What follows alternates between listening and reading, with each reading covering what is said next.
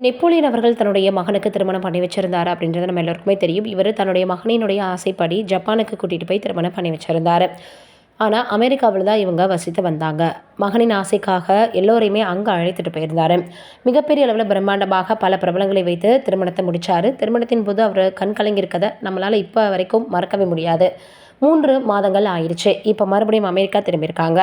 Napoleon அவர்களினுடைய friends வந்து அமெரிக்கால நெறைய பேர் இருக்காங்க. அதோட அவங்களால ஜப்பானுக்கு திருமணத்திற்கு வர முடியல அப்படின்ற காரணத்தினால, இப்ப வீட்ல வந்து நெறைய வந்து பார்த்தீங்கன்னா, பாக்ஸஸ்லாம் இருக்காம். என்ன காரணம் அப்படின்னா, அவங்களுக்கு கிஃப்ட்ட குடுத்துட்டு, தன்னுடைய பொண்ணையும் அதேபோல அவங்களுடைய மருமகளையும் பார்க்கறதுக்காக வந்திருக்கிறாங்க. ஏகப்பட்ட நண்பர்கள் அவருக்கு அமெரிக்கால இப்ப அதிகமாக இருக்காங்களாம். ஏன்னா, அந்த அளவுக்கு ஒரு ஐடி நிறுவனத்தையே அவர் வந்து உருவாக்கியிருக்காரு. அதேபோல விவசாயம் பண்றாரு. ஒரு சமூக ஆர்வலர். அதேபோல அவர் வந்து இப்ப ஒரு பெரிய நடிகர். இப்படின்னு பல முகங்கள தனக்குன்னு உருவாக்கிக்கிட்டவரு. அதனால இப்ப அவங்களுடைய நண்பர்கள் எல்லோரும் அவரை தேடி வந்திருக்கிறாங்க. தன்னுடைய மகனையும், மருமகளையும் வாழ்த்துறதுக்காக வந்திருக்காங்கன்னோனே நெகிழ்ந்து போயிருக்கிறாராம் நெப்போலியன் அவர்கள். அந்த அளவுக்கு நல்ல ஒரு எல்லோருடையுமே சுமூகமாக பழகக்கூடிய ஒரு நபர். தான் வந்து எங்க போனாலும் சரி, தன்னுடைய குடும்பத்தோட போகக்கூடிய விஷயங்கள வீடியோவாக எடுத்து வெளியிட்டு வந்துட்டுருக்காரு. இந்த நிலையில இப்ப எல்லோருமே அவருக்கு வாழ்த்துக்கள தெரிவிச்சு வந்துட்டுருக்காங்க. இது ஒரு புறம் இருக்க, இப்ப அஸ்வத் மாரிமுத்து இயக்கத்துல டிராகன் அப்படின்ற திரைப்படத்துல நடிச்சிருக்கிறாரு பிரதீப் ரங்கநாதன்.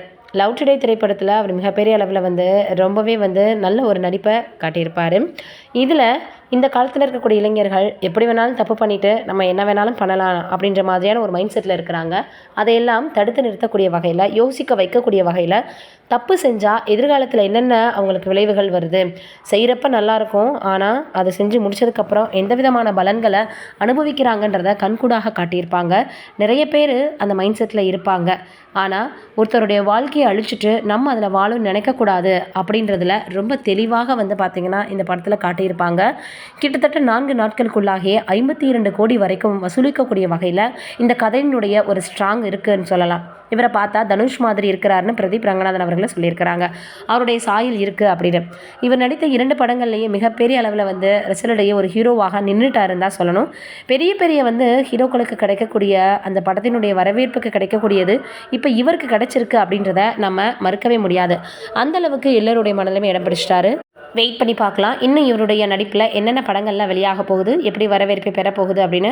அடுத்ததாக லைஃப் இன்சூரன்ஸ் கம்பெனி அப்படின்னு ஒரு படத்தில் நடிச்சிருக்கிறதாக கூட தகவல்கள் வெளியாகி இருக்குது. வெயிட் பண்ணி பார்க்கலாம். நீங்கள் என்ன நினைக்கிறீங்க இதை பற்றின்றதை மறக்காமல் கமெண்ட்டில் சொல்லுங்கள்.